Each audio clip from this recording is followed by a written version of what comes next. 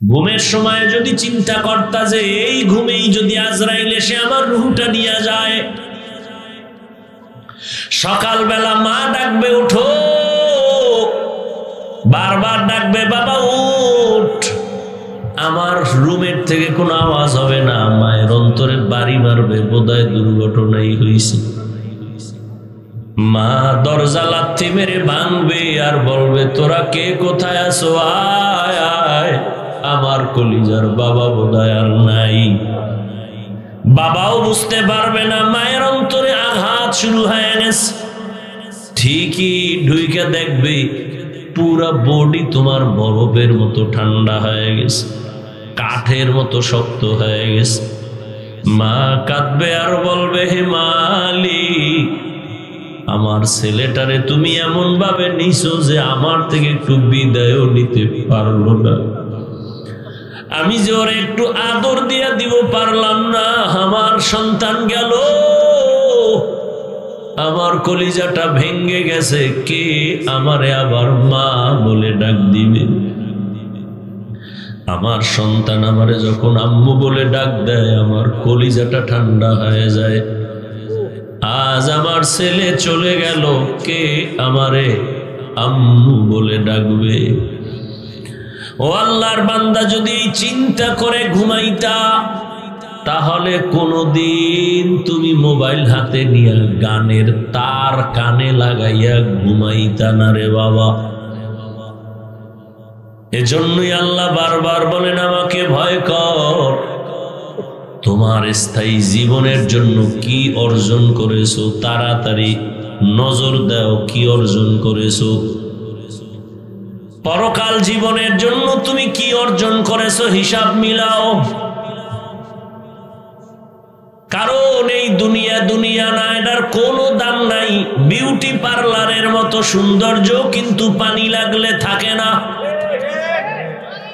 দুনিয়াটা স্বপ্নের মতো, তুমি স্বপ্নে দেখতেছো বিলকিসের সিংহাসনে শূন্যের উপরে গুরু, সামনে তোমার কত জিন পরি তোমার গোলাম, স্বর্ণের টেবিলে স্বর্ণের পেয়ালা, সুন্দর সুন্দর নাস্তার আয়োজন, গরুর কলিজা, উটের দুধ, সুন্দর নাস্তা, মনে হয় যেন আসমান থেকে আসছে, টেবিলে রেডি, তুমি এখন বসছো খাবা। স্বর্ণের পেয়ালার ভিতরে নাস্তা, শূন্যের উপরে সিংহাসন, জিন পরি তোমার চারদিকে গোলাম, কি সম্মান। والنجم والشجر يسجدان وفضل زمانا على زمان كما فضل مكانا على مكان وإنسانا على إنسان ونشهد أن لا إله إلا الله وحده لا شريك له لا ضد له ولا ند له ولا مثل له ونشهد أن سيدنا ومولانا محمدا عبده ورسوله أرسله بالحق بشيرا ونذيرا وداعيا إلى الله بإذنه وسراجا منيرا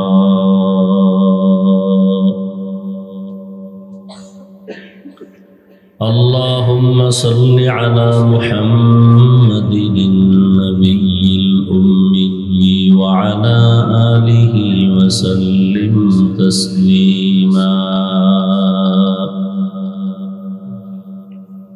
وبعد فأعوذ بالله من الشيطان الرجيم بسم الله الرحمن الرحيم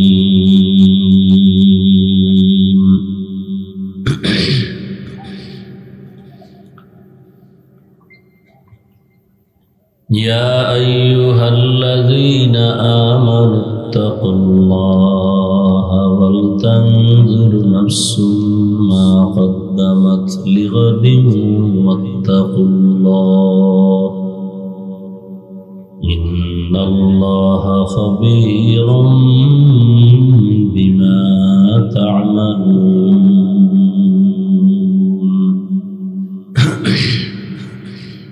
وقال رسول الله صلى الله عليه وآله وسلم الدنيا سجن المؤمن وجنة الكافر أو كما قال النبي عليه الصلاة والسلام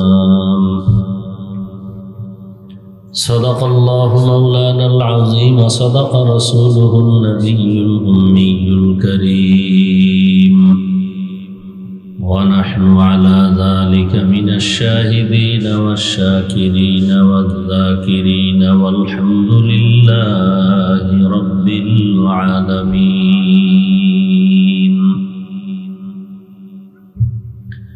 سبحانك لا علم لنا إلا ما علمتنا إنك أنت العليم الحكيم رب اشرح لي صدري ويسر لي أمري واحلل عقدة من لساني يفقه قولي حقیقت کھل جائے گی بوقت امتحان تیرے حقیقت کھل جائے گی بوقت امتحان تیرے کہ سستی میں یا محنت میں گزاری زندگی تو نے محمد نے آ کر کفر کو مٹایا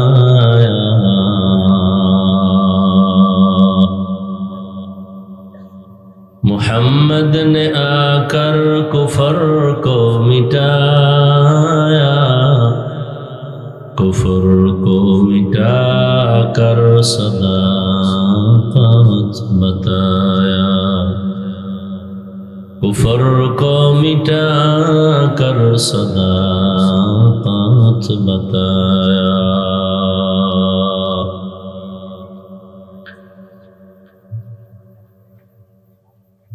দুই দিন ব্যাপী তাফসীরুল কোরআন মাহফিলের সমাপনী দিন 21 ফেব্রুয়ারি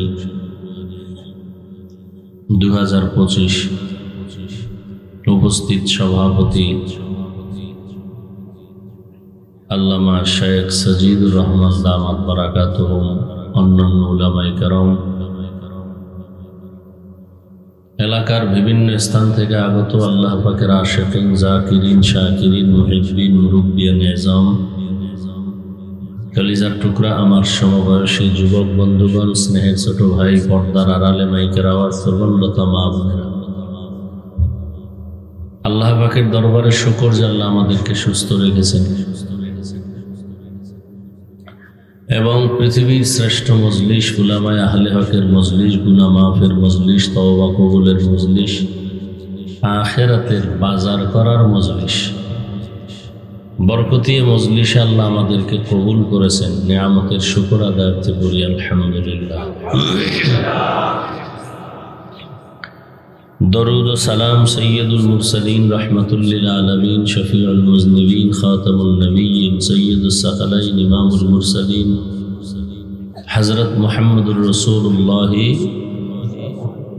সবাই পড়েন সাল্লাল্লাহু আলাইহি ওয়া আলিহি ওয়াসাল্লামের উপর নবীর উপরে দরুদ পড়লে কি ক্ষতি না লাভ?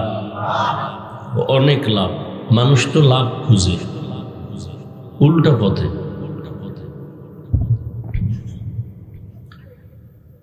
একজনের দুধ দরকার, গাভীর কাছে না ঘুরে বলদের পিছে ঘুরলে কিয়ামত পর্যন্ত দুধ পাবে না মুত পাবে। শান্তির দরকার, লাভের দরকার। লাভ তো আল্লাহ দিয়ে রাখছেন, বান্দার লাভ তো আল্লাহ চান। এ কারণে আল্লাহ জিনেরে শ্রেষ্ঠ বানান নাই, নূরের সৃষ্টি ফেরেশতাকে শ্রেষ্ঠ বানান। আল্লাহ মানুষকে লাভবান করবেন, দামি বানাবেন সব দিক থেকে। এই জন্য মানুষকে সৃষ্টি শ্রেষ্ঠ মর্যাদা দিয়েই এরপরে দুনিয়া পাঠিয়েছে। এরপরে দুনিয়াতে আইসা সর্বোচ্চ সম্মানে খাবে, ঘুমাবে, কেমনে সম্মান নিয়ে থাকবে, সব ব্যবস্থা আল্লাহ করেছেন। আপনি কেন এত পেরেশান হইলেন?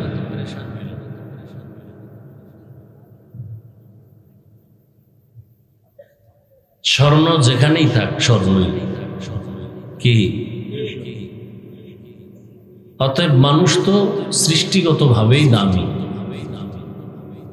দুনিয়াতে চলতে গিয়ে এদের কি দরকার সব আল্লাহ পাঠাবার আগে ব্যবস্থা করেছেন। পানির দরকার ফ্রি, বাতাসের দরকার ফ্রি, আলোর দরকার সূর্যের আলো, চাঁদের আলো ফ্রি।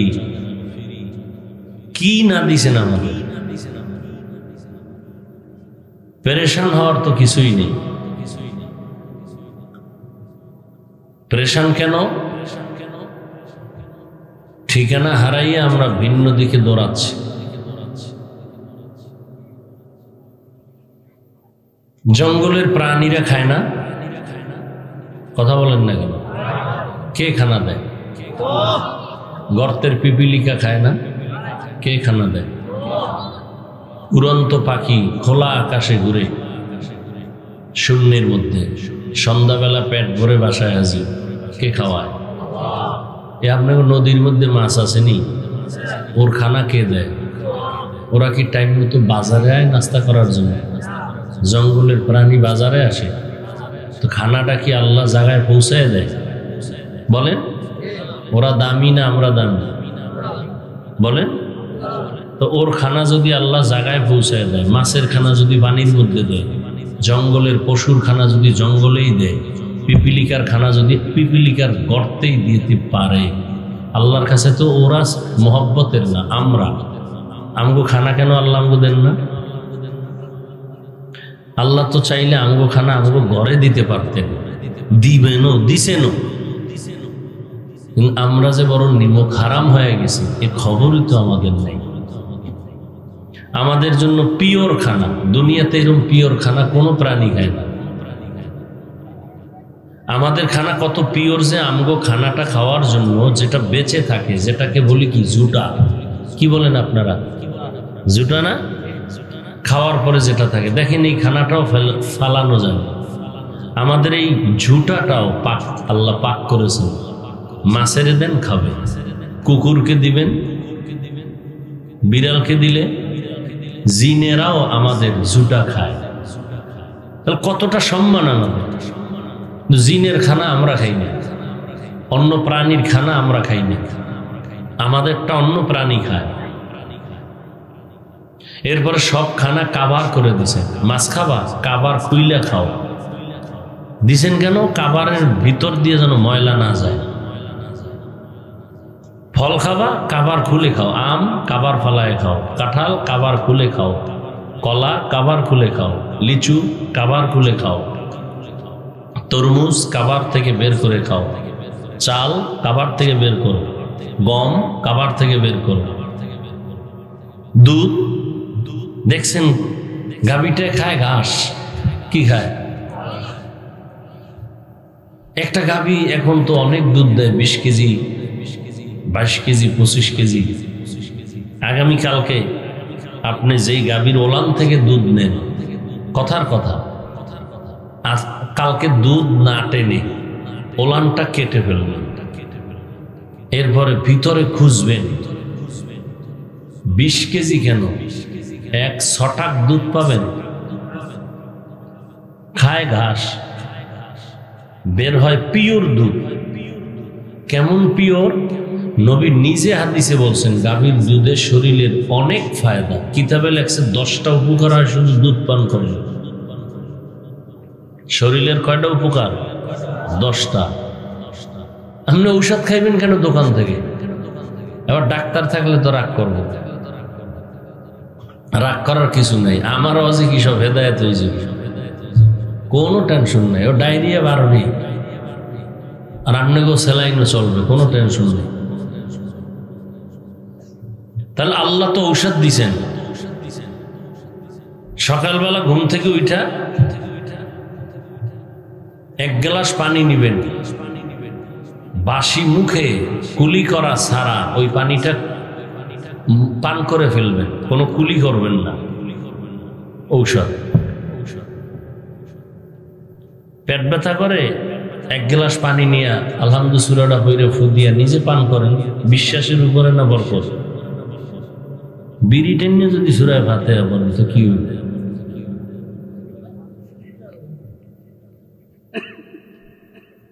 সব ঔষধ। আল্লাহ, এত পিওর খানা আল্লাহ আমাদেরকে দিছেন, কোনো ভেজাল আছে? কি বলেন না, ভেজাল ছাড়া আছে কি? মাছে ভেজাল, গাছে ভেজাল, ফলে ভেজাল, তরকারিতে ভেজাল। তবে আল্লাহ ভেজাল দেয় নাই। যদি কোনো ভেজাল থাকে নিমক হারাম, মানুষের খানায় ভেজাল ঢুকিয়েছে। এই জন্য আমি বলি পশুর এই পরিমাণ ক্ষতি করে না, মানুষের যেই পরিমাণ ক্ষতি করে। 24 ঘন্টা খালি চিন্তা ফিকির, কারে মারবে, কারে ধরবে, এই কার ক্ষতি করবে, এই কল্পনা, এই মিটিং, গোপন বৈঠক। অমুকের মাইনাস করো, আমার ভাগে কম পড়তেছে, অমুকের মাইনাস করলে আমি সুন্দর বন্টনে ভাগে বেশি পাবো। এই চান্দাবাজি আর ধান্দাবাজি রাজনীতিতে দেশ গেছে নাপাক হইয়া।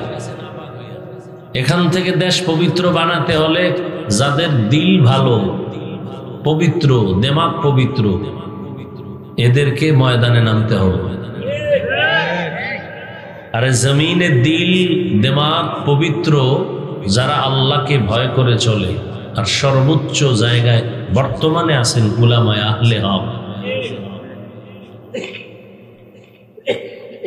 আর আপনাকে দেমাগ ঠিক নেই, বিড়ি টানলে দেমাগ ঠিক থাকে, সাদা কাপড়ে বিড়ির ধোঁয়া মারবেন, যা হবে আপনার কলিজাও তা হয়ে আছে। এরপরে কি শুধু বিড়ি টানে? দুনিয়ার জগতে আর কি আছে? মদ পান করবে, নেশা, সব। দেমাগ কিভাবে ঠিক থাকবে? মদ পান করেই বউরে মা কয়া ডাকে। কি আপনার এলাকায় এরকম শুনছেন নিজে মদ পান করে জিকির করে? করছে কেউ? মদ পান করার পরে কে বউ কে মেয়ে পার্থক্য করতে পারে না, দেমাগ এতটাই নষ্ট হয়ে যায়। আল্লাহ সব ভাইকে হেদায়েত দান করুন। যাই হোক, আমি এক আয়াত পড়ছি এবং হাদিসের একটা টুকরো পড়েছি। ইখলাস ও রুহানিয়াতের সমন্বয়ে কিছু কথা বলতে পারি, শুনতে পারেন। সহি নিয়তে, সহি তরিকায়, সহি কিছু কথা আল্লাহ আমাকে আপনাদের সকলকে বলার শোনার তৌফিক দান করুন। আল্লাহ বলেন, ইয়া আইয়ুহাল্লাযীনা আমানুত্তাকুল্লাহা ওয়াল তানজুর নাফসুম মা কদ্দামাত লিগাদিন ওয়াত্তাকুল্লাহ। ও মুমিন, তোমরা আল্লাহকে ভয় করো, সামনের জীবনের জন্য কি অর্জন করেছো এদিকে খেয়াল করো। তাকওয়ার বিকল্প কোনো রাস্তা নাই। আল্লাহ আবার বলেন, আমাকে ভয় করো। ইন্নাল্লাহা খাবীরুম বিমা তা'মালুন। নিশ্চয় তুমি যা করো এ বিষয়ে আল্লাহ অগ্রিম জানেন। দুনিয়ার সকলকে ফাঁকি দেওয়া সম্ভব, আল্লাহকে ফাঁকি দেওয়া সম্ভব না। রহমতের নবী বলেন, দুনিয়া সিজনুল মুমিন ওয়া জান্নাতুল কাফির। দুনিয়াটা মুমিনের জন্য জেলখানার মতো অশান্তির জায়গা, বেঈমানের জন্য বালাখানা শান্তির জায়গা। দুনিয়াদার গুনাহগার যারা, এরা দুনিয়াই তাদের জান্নাতের মতো শান্তি পাবে, পরকালে এদের কষ্ট শুরু হবে, শেষ হবে না। আর যারা ঈমানওয়ালা মুমিন এরা দুনিয়ায় সাময়িক কষ্ট করে যদি আল্লাহর হুকুম মতো চলে, ইন্তেকালের পরে পরকাল জীবনে এদের শান্তি শুরু হবে আর শেষ হবে না। দুনিয়াটা রাসূল জেলখানার সাথে তুলনা করেছেন মুমিনের জন্য। কেন? বলে জেলখানায় কোনো মানুষ যেমন ঢুকতে চায় না, ঠিক এই জমিনের মধ্যে যারা আসল মুমিন তারা দুনিয়ার জেলখানায় থাকতে চায় না। জেলখানার মধ্যে যখন আসামি ঢুকে, জেলখানায় ঢোকার পরে তার কোনো স্বাধীনতা থাকে না। মন চাইলেই যে কোনো জায়গায় যেতে পারে না, চাইলেই ক্ষুধা লাগলে খেতেও পারে না। ঠিক যারা আল্লাহর প্রিয় মুমিন দুনিয়ার জমিনে তারা চলবে এমন ভাবে যে চাইলেই কোথাও যেতে পারবে না, চাইলেই ক্ষুধা লাগলে খেতে পারবে না। খাওয়ার আগে আগে ভাববে খানাটা আমার জন্য হালাল না হারাম। কদম দেওয়ার আগে ভাবতে থাকবে আমি কোন দিকে যাব, আল্লাহ খুশি নাকি বেজার। জেলখানার আসামির চলাফেরার যেমন একটা সীমাবদ্ধতা আছে, ঠিক একজন মুমিন যারা আল্লাহর প্রিয় এদের চলাফেরারও সীমাবদ্ধতা থাকবে। জেলখানার আসামি বেপরোয়া চলতে পারে না, যারা আসল মুমিন তারা বেপরোয়া চলতে পারবে না, স্বাধীনভাবে চলতে পারে না। মুমিনও দুনিয়াতে স্বাধীনভাবে চলতে পারবে না। তার প্রত্যেকটা কাজের মধ্যে সীমানা দেওয়া আছে, এই সীমানার বাইরে যেতে পারবে না। চোখ আছে দেখবে, চোখ দিয়ে কি করবে? এই কথা বলেন, ঘুমাইতেছেন? মিয়া জানে ভানি নেই, কষ্ট করতে করতে ঘুমান না। আমার কামে লাগে, আপনারা রেস্টে আছেন না?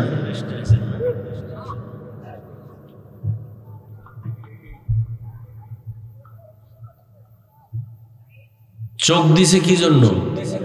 দেখার জন্য। এই জন্য আপনি বউ বাদ দিয়া অন্যের বউ দেখবেন। হ্যাঁ, খবরদার, প্রত্যেকটা কাজের মধ্যে আপনার খুব রেস্ট্রিকশন দেওয়া, সাবধান। আপনি যেখানে দেখা যাবে না, দেখার আগে আপনার খেয়াল রাখতে হবে কোন দিকে তাকাইলে দেখলে আমার আল্লাহ খুশি, কোন দিকে তাকাইলে দেখলে আল্লাহ বেজার।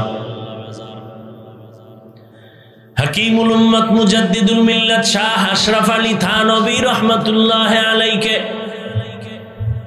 এক আল্লাহর বান্দা গিয়ে প্রশ্ন করেন, হযরত নজরকে হেফাজত করতে পারি না, বেগানার দিকে নজর যায়, ফিরাও, পারি না, চেষ্টা করি পারি না। মনে মনে অসওয়াসা আসে, আমি আল্লাহর কুদরত দেখি। কি দেখে? আল্লাহর কুদরত।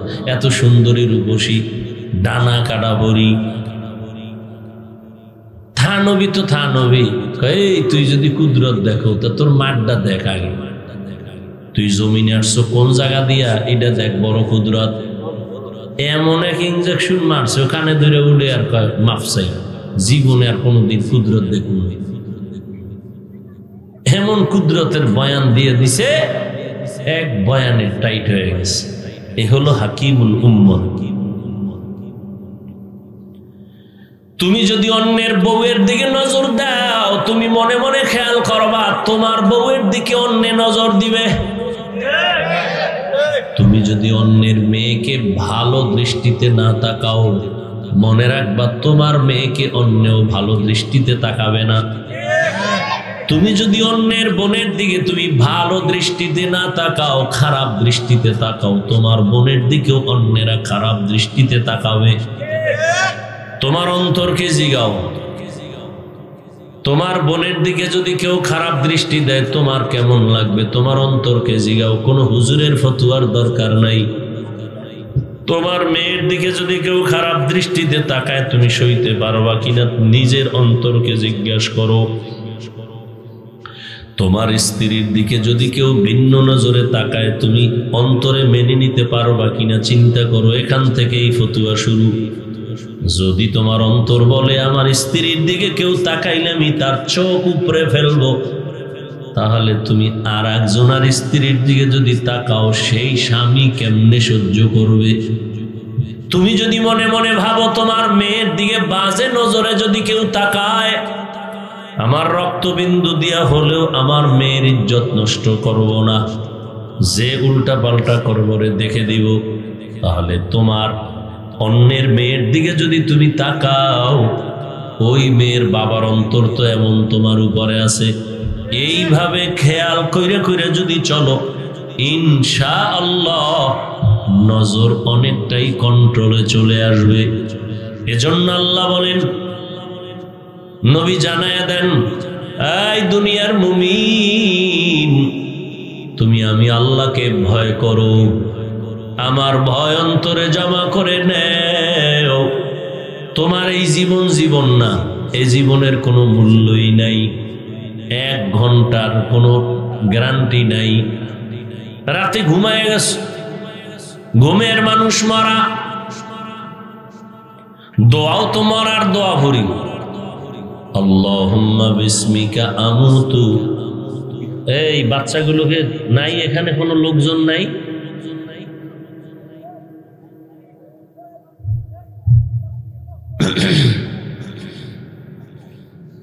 ঘুমের সময় দোয়া করি আল্লাহুম্মা বিসমিকা, অর্থ কি? আমুতু, তোমার নামে মরতেছি। এমন মরাই তুমি মরছো, ঘরের মধ্যে চোর ঢুকছে টের পাও নাই, স্ত্রীর কানের অলংকার খুইলা নিয়ে গেছে টের পায় নাই, তোমার ঘড়ি খুইলা নিয়ে গেছে টের পাও নাই। কেমন মরা মরছে? আল্লাহ যদি আবার সজাগ না করতেন, দুনিয়ার কেউ ঘুম থেকে সজাগ করার আর কারো সুযোগ ছিল না, এক ঘুমেই চির ঘুম। কি ঘুমের মধ্যে মানুষ মরে না? ও যুবক বাবারা, তুমিও যদি ঘুমের মধ্যে মরে যাও, হইতে পারে না? পারে না? ঘুমের সময় যদি চিন্তা করতা যে এই ঘুমেই যদি আজরাইল এসে আমার রুহটা নিয়ে যায়, সকালবেলা মা ডাকবে উঠো, বারবার ডাকবে বাবা উঠ, আমার রুমের থেকে কোনো আওয়াজ হবে না, মায়ের অন্তরে বাড়ি মারবে, বোধহয় দুর্ঘটনাই হয়েছে। মা দরজা লাথি মেরে ভাঙবে আর বলবে, তোরা কে কোথায় আছো, আয় আয়, আমার কলিজার বাবা বোধহয় আর নাই। বাবাও বুঝতে পারবে না, মায়ের অন্তরে আঘাত শুরু হয়ে গেছে। ঠিকই ঢুইকে দেখবে পুরা বডি তোমার বরফের মতো ঠান্ডা হয়ে গেছে, কাঠের মতো শক্ত হয়ে গেছে। মা কাঁদবে আর বলবে, হে মালিক, আমার ছেলেটারে তুমি এমন ভাবে নিছো যে আমার থেকে একটু বিদায়ও নিতে পারলো না, আমি যে ওর একটু আদর দিয়া দিব পারলাম না, আমার সন্তান গেল, আমার কলিজাটা ভেঙ্গে গেছে, কে আমারে আবার মা বলে ডাক দিবে? আমার সন্তান আমারে যখন আম্মু বলে ডাক দেয়, আমার কলিজাটা ঠান্ডা হয়ে যায়। আজ আমার ছেলে চলে গেল, কে আমারে আম্মু বলে ডাকবে? ও আল্লাহর বান্দা, যদি চিন্তা করে ঘুমাইতা, তাহলে কোনদিন তুমি মোবাইল হাতে নিয়ে গানের তার কানে লাগাইয়া ঘুমাইতা না রে বাবা। এজন্যই আল্লাহ বারবার বলেন, আমাকে ভয় কর। তোমার স্থায়ী জীবনের জন্য কি অর্জন করেছো, তাড়াতাড়ি নজর দাও কি অর্জন করেছো। পরকাল জীবনের জন্য তুমি কি অর্জন করেছো, হিসাব মিলাও। কারণ এই দুনিয়া দুনিয়া না, এটার কোনো দাম নাই। বিউটি পার্লারের মতো সৌন্দর্য কিন্তু পানি লাগলে থাকে না। দুনিয়াটা স্বপ্নের মতো, তুমি স্বপ্নে দেখতেছো বিলকিসের সিংহাসনে শূন্যের উপরে গুরু, সামনে তোমার কত জিন পরি তোমার গোলাম, স্বর্ণের টেবিলে স্বর্ণের পেয়ালা, সুন্দর সুন্দর নাস্তার আয়োজন, গরুর কলিজা, উটের দুধ, সুন্দর নাস্তা, মনে হয় যেন আসমান থেকে আসছে, টেবিলে রেডি, তুমি এখন বসছো খাবা।